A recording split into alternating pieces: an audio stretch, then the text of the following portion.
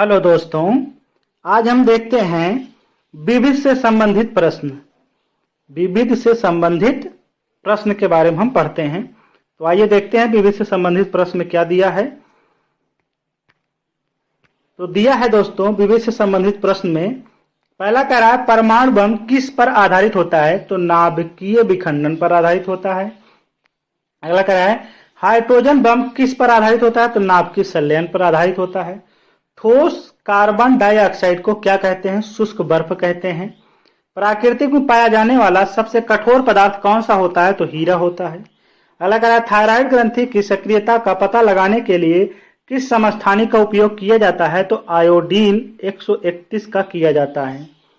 6 number कह रहा है अम्ल व क्षारों की अपक्रिया के फलस्वरूप बने पदार्थ को क्या कहते हैं? तो लवण कहते हैं। कॉपर सल्फेट का जलीय घोल प्राकृतिक में अम्लीय होता है क्योंकि लवण में होता है क्या? हाइड्रोलाइसिस नामक पदार्थ होता है। अगला कह रहा आजकल सड़कों पर रोशनी के लिए प्रायः पीले लैंपों का प्रयोग किया जाता है। उन लैंपों में कौन सा गैस रहता है? तो सोडियम।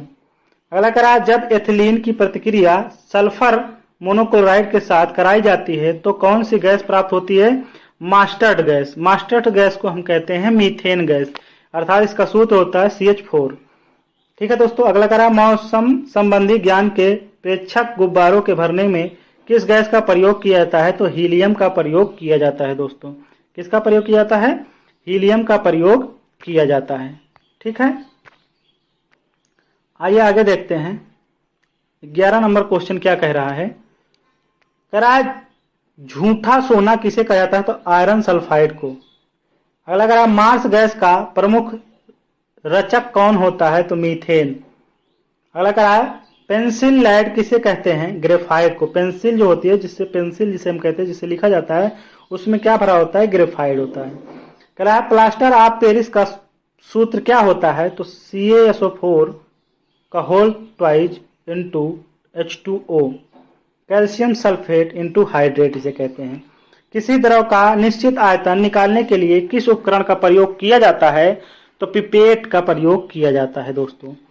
16 नंबर कह रहा है किस विधि द्वारा मिश्रण में उपस्थित घटकों का पृथक्करण किया जाता है? क्रिस्टलन विधि द्वारा। 17 कह रहा वायु में थोड़ी देर रखने पर किस धातु के ऊपर हरे रंग के बेसिक कार्बोहाइड्रेट की परत जम जाती है? तो तांबे पर। 18 नंबर कह रहा है कौन सी धातु गर्म सोडियम क्लोराइड से अपक्रिया कर हाइड्रोजन गैस देती है? जस्ता। नमकीन जल लोहे के पाइप को जंग लगाकर चटका देते हैं, इस प्रक्रिया को क्या कहते हैं? संक्षारण। और संक्षारण से बचाने के लिए उस पर हम लेप लगा देते हैं। जैसे मान लीजिए कोई भी लेप हो सकता है, काला तेल लगा सकते हैं, या हम लोहे को पेंट करते हैं तो पेंट लगा सकते हैं। अगला कह रहा है कपड़े को आद्य बनाने में एल्युमिनियम के किस अयौगिक का प्रयोग किया जाता है? तो एल्युमिनियम हाइड्रोक्साइड का। किसका? एल्युमिनियम हाइड्रोक्साइड का उपयोग किया जाता है दोस्तों। आइए आगे देखते हैं। कह रहा है कि रॉक साल्ट किसका अयस्क है? सोडियम का। किस विधि में नाइट्रोजन युक्त यौगिक को शांत सल्फ्यूरिक अम्ल के साथ गर्म किया जाता है? कैंडाल विधि द्वारा। अगला कह रहा है विरंजक के रूप में सूती कपड़ों और कागजों आदि के रंग उड़ाने में किसका प्रयोग किया जाता है? तो क्लोरीन का उपयोग किया जाता है। हवाई अड्डों पर विमान चालकों को संकेत देने के लिए किस लैंप का प्रयोग किया जाता है? नियॉन लैंप का प्रयोग किया जाता है। ठंडे प्रदेशों में हिमांक कम करने के लिए किस कार्बनिक यौगिक का उपयोग कारों के रेडिएटरों में किया जाता है? Ethylene glycol. ठीक है दोस्तों। 26 नंबर कह रहा है कौन सी धातु अम्लों के साथ प्रक्रिया कर हाइड्रोजन गैस उत्पन्न करती है? तो कैल्शियम। अगला कह रहा है जापान के 2 शहरों में, जिसे हम हिरोशिमा एवं नागासाकी पर गिराए गए परमाणु बम में किस धातु का प्रयोग किया गया था? तो प्लेटिनम धातु का प्रयोग किया गया था। नाइट्रोजन मैग्नीशियम धातु के साथ प्रतिक्रिया कर किस यौगिक का निर्माण करता है? मैग्नीशियम नाइट्राइड का निर्माण करता है। अगला कह रहा है स्थिर ताप पर किसी गैस के आयतन को कम करने पर उसके दाब पर क्या प्रभाव पड़ता है? तो दाब बढ़ जाता है दोस्तों। 30 नंबर कह रहा है 1950 ईस्वी तक मुंबई की गलियों में रोशनी के लिए किस ईंधन का इस्तेमाल किया जाता है? तो कोल गैस का उपयोग किया जाता था। ठीक है, आइए आगे देखते हैं। 31 नंबर कह रहा है पोटेशियम डाइक्रोमेट के अम्लीय घोल में हाइड्रोजन सल्फाइड गैस को प्रभावित करने पर घोल का रंग कैसा हो जाता था? तो हरा हो जाता था। अगला कह रहा है प्राकृतिक रबर को मजबूत करने तथा प्रत्यास्थ बनाने के लिए उसमें क्या मिलाया जाता है? तो सल्फर मिलाया जाता है।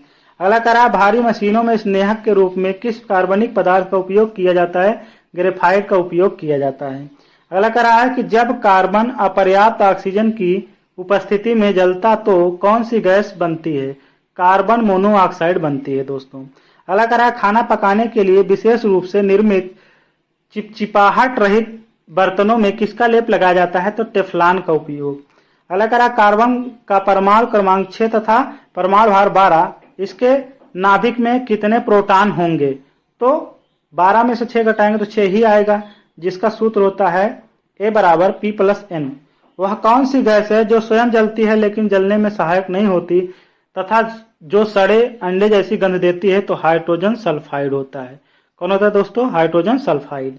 अगला कह रहा है मतदान में प्रयुक्त स्याही में क्या होता है जो उसे बहुत दिनों तक बरकरार रखता है? Silver nitrate.